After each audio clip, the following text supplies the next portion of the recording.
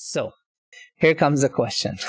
The question is, since Prophet Muhammad, we claim that he has met Jesus in Mi'raj, in Al-Isra, in his journey to heavens, and in Jerusalem, and in his dreams, in the revelations, God has shown Jesus to Prophet Muhammad ﷺ, where he said, I swear by God, Wallahi, Jesus will go for Hajj. This is in the future.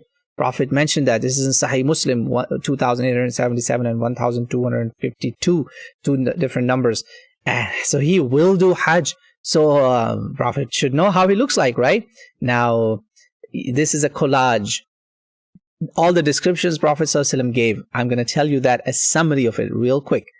Remember, in this collage, this is a collage used by our Christian brother, and I've basically all these different image pictorial depictions of Jesus. Muslims, that's why we don't do it.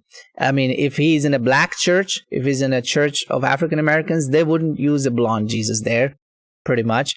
Especially if you go to Africa, Jesus is not blonde there. If you go to Middle East, Jesus is not blonde there.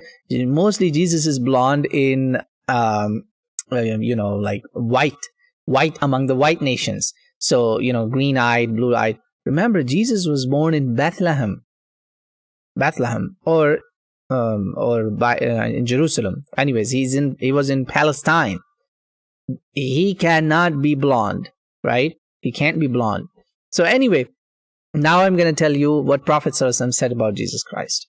Prophet Muhammad said, you can keep looking at it or it will disappear, I think, in a few seconds.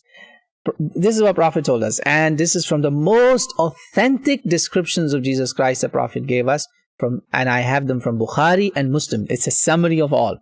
And in the Book of Faith of Sahih Muslim, we Muslims have to have faith in Jesus Christ and everything Prophet told us about him, right?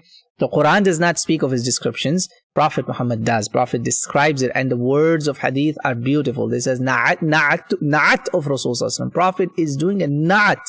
Allah describing Jesus, and na'at we use in the Indo-Pak subcontinent as a way of madah, as a way of praising someone.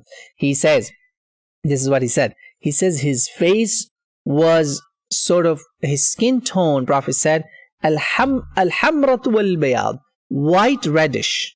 So it's not pure white.